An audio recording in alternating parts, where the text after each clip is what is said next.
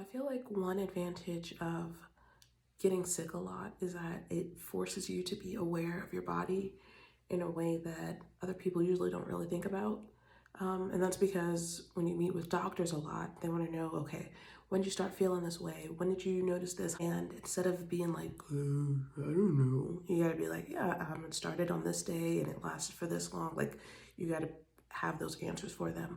So I say all that to say, over the summer, I noticed that, like with my menstrual cycle, it used to be um, crampy pain before a new cycle, crampy pain like the first 2 days, and then I'd be fine. I'm like, man, now I'm in pain like all month long, and it goes from like this crampy pain to like this stabby pain, and it's just all over. It just travels all over all month long.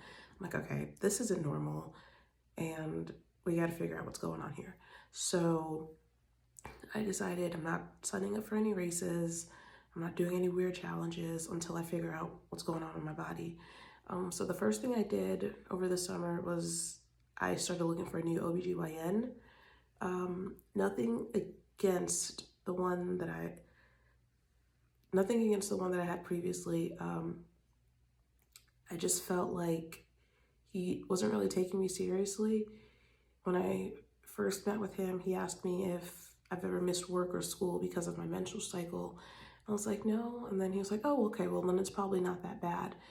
But my thing is, like, I have a very high tolerance for pain. So I'm not one to miss something because I'm in pain. I'd rather just suffer through it, like, especially with work and sub plans. Like, I will struggle all day long before I write sub plans and stay home, because sub plans are the worst. So, like, well, that's not really fair for you to be like, oh, well, it's not that bad because you never miss work or school, because that's just not me. Not only that, but it kind of felt like I was bothering him whenever I would meet with him. Like, it was kind of like I met him in an elevator. I was like, oh, are you a doctor? Can you answer all my questions? And he's like, oh, get away from me. Like, he didn't treat me like someone who made an appointment with him and we agreed on this set time and we're gonna sit down and talk about this thing. You know what I mean? It's like, okay, can you sit down? Like, why is your hand on the doorknob the entire time? I'm just joking. He didn't do that. But it felt that way, like this, like, I gotta get out of here. I got other things to do, sort of thing. So anyways, I found a new OBGYN. I called them in July and they were like, okay, so we have an opening in August, but that was like during the day, the first week of school. I'm like, oh, I can't do that. And they're like, okay, well, you can come in September. I'm like, okay, I'll come in September. I met her in September. She's very nice. We talked, went over my history, and she's like, yeah, we can definitely go in and see what's going on in there. She knew that I'm a teacher. So she's like, okay, we can work around the winter break schedule, so you can just have that time over the break to recover. You don't have to worry about taking off. I'm like, yes. So that was really nice. And so this whole time since September, it's just been like, yeah, I'm having surgery. And not really thinking much of it until I had the pre-op appointment. And ever since then, it's been kind of nerve-wracking. Kind of like, okay, like those commercials, like those drug commercials where they're like talking about the drug and how it can help your life. And you're like, okay, that doesn't seem too bad. And then they start like rattling off the side effects and you're like, oh my goodness, I'd rather just stick with this disease than deal with all these side effects. Like, that's where I'm kind of at right now, because during the pre-op appointment, she was like, okay, these are unlikely but very real things that can happen from this surgery. And I'm like, okay, you say it's unlikely, but it could happen. Like, nobody wants to hear like, oh, we might have to take both your ovaries, or we might have to take your uterus if you start to bleed out, or you could have uterine failure. So it's just been like, oh my gosh, I'm having surgery. And so I've just been really praying a lot. Anytime that like anxiety starts to build up, I just start praying. And it's also comforting to know that people around me are praying too. So that's been helpful. So as far as the surgery goes, she is going in to remove the endometriomas, the chocolate cysts that are growing on both of my ovaries. She is removing a fibroid that's growing on my uterus. She is removing my right fallopian tube because it has I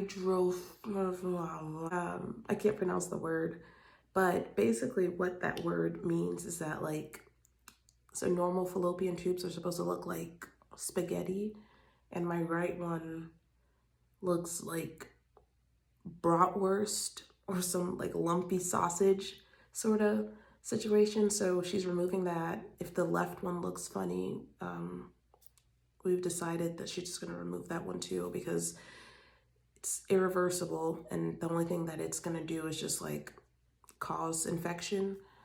So she's going to do all that. And then I was like, you know what? I feel like I need more.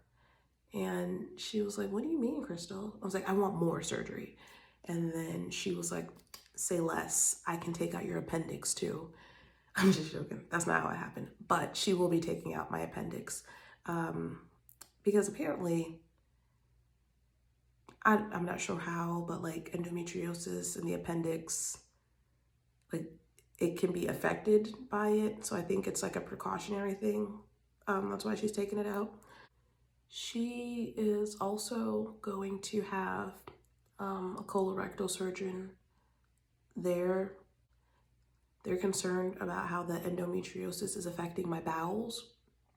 And so her big thing is like, I don't like surprises, so I'm gonna have somebody there if there's something that I can't do, which I totally respect. So the surgery is tomorrow. Oh my gosh. I don't know. I'm not as frantic as I was earlier this month, but like I'm having surgery tomorrow. I got this this portable heating pad. So weird story, not a coincidence, because again, I don't believe in coincidences. But I met someone through Bible study and we got to talking, and come to find out that she has also had surgery with the doctor that I'm gonna have surgery with. And so she just went on and on about how much she loved her and how great she was. But she recommended a portable heating pad for me to just wear after the surgery. But let's be honest, I've been wearing this thing for months. I love this thing. Like, so I have this, and I have my husband who is going to be with me tomorrow. Yeah, just praying that it all works out. And I will be back with some sort of update. I don't know when. All right, it is 5:17. I gotta go get ready for work. Bye.